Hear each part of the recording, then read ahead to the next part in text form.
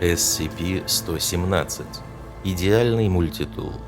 Объект номер SCP-117. Класс объекта безопасный. Особые условия содержания.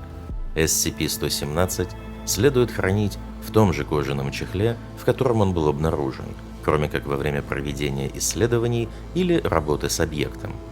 В камеру содержания объекта разрешен вход любым сотрудникам, которых можно счесть подходящими. Однако при возникновении подозрения в том, что они пытаются забрать SCP-117 без предупреждения, следует их обыскать, при необходимости объявить выговор с занесением в личное дело.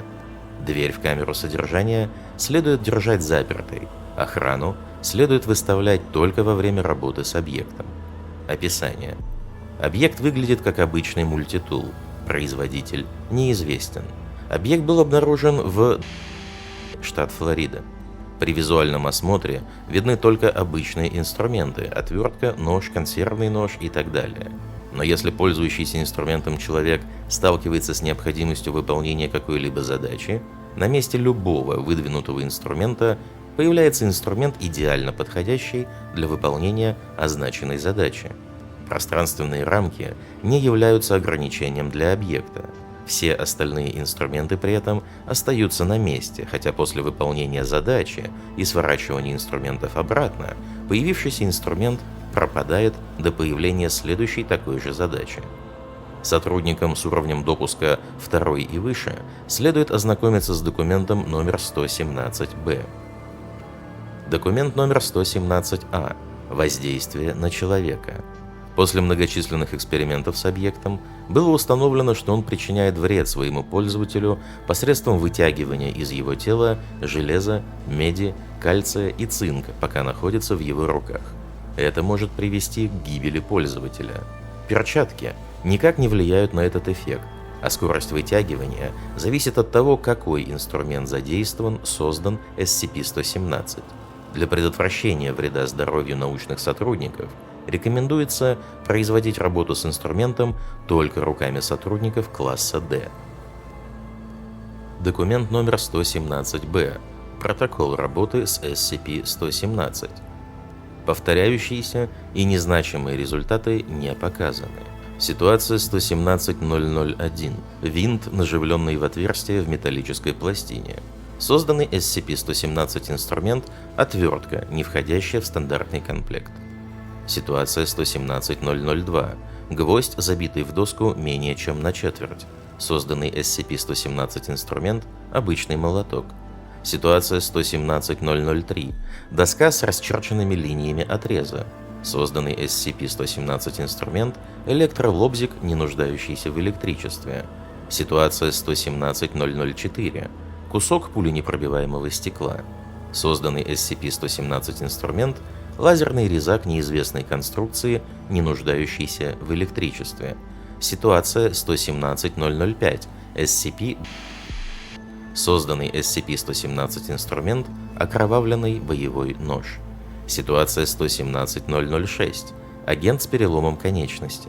Созданный SCP-117 инструмент – небольшой предмет со спусковым крючком. При нажатии испустил странное излучение, мгновенно исцелившее перелом. Ситуация 117-007.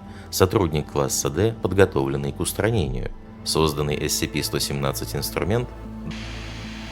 Ситуация 117-008. Необходимость установить контакт с SCP-363. Созданный SCP-117 инструмент. Смотря отчет об инциденте номер 117-3F. Требуемый уровень допуска O5X.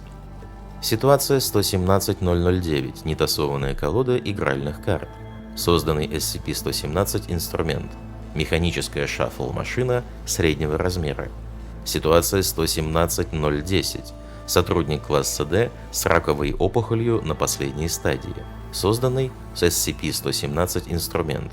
Предмет, идентичный опыту SCP-117-006. Ситуация 117-011. Полностью здоровый мужчина-европеоид, ранее несудимый. Созданный SCP-117 инструмент. Ситуация 117-012. Полностью здоровый мужчина, латиноамериканец, ранее несудимый. Созданный SCP-117 инструмент. Ситуация 117-013. Серебряная столовая вилка в идеальном состоянии. Созданный SCP-117 инструмент. На объекте не появилось новых инструментов. Ситуация 117-014. Созданный SCP-117 инструмент. Отвертка. Ситуация 117-015. Грязное окно. Созданный SCP-117 инструмент. Распылитель мыльного раствора, который полностью очистил окно. Ситуация 117-016. Незаряженный iPod. Созданный SCP-117 инструмент. Штекер для зарядного разъема iPod, не нуждающийся в электричестве.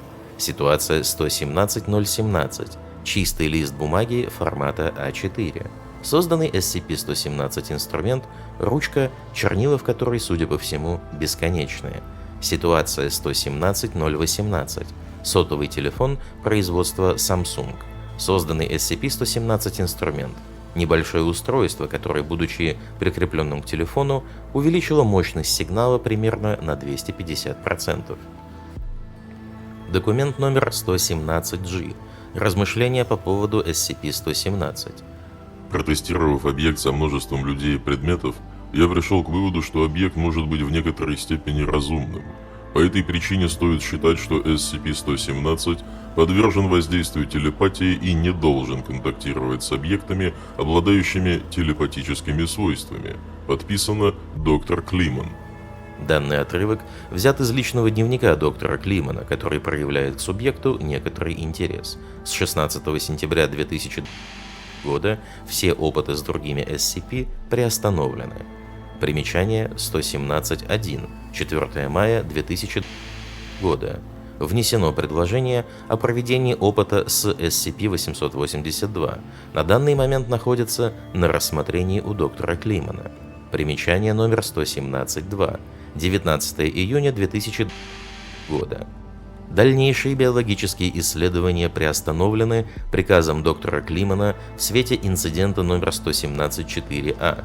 Объект по-прежнему может быть задействован для хозяйственных работ по комплексу, при условии, что объект будут охранять вооруженные охранники, проинструктированные о правильной работе с объектом. Примечание номер 117.4. 21 июня 2000 года. Взвесив все за и против, я принял решение отказать в перекрестном исследовании SCP-117 с SCP-882. Риск повредить SCP-882 слишком велик, чтобы им пренебречь. Подписано доктор Климан. Примечание номер 117-26. 16 сентября 2000 года. В свете инцидента номер 117-3F я решил остановить все испытания SCP-117 совместно с другими SCP. Слишком велик риск нарушения условий содержания. Биологические исследования следует приостановить до дальнейшего уведомления, поскольку результаты всякий раз разные, а число выделяемых мне сотрудников класса D ограничено. Подписано доктор Климан. Примечание номер 117-27. 20 июля 2000 года. Доктор Климан возобновил биологические исследования, результаты неоднозначные. Администратор О5 пока не принял решение о дальнейших перекрестных исследованиях SCP-117 с другими SCP, однако вероятность его согласия довольно мала. Примечание номер 117-28. 20 марта 2000 года. Внесено предложение о проведении опыта с SCP-682.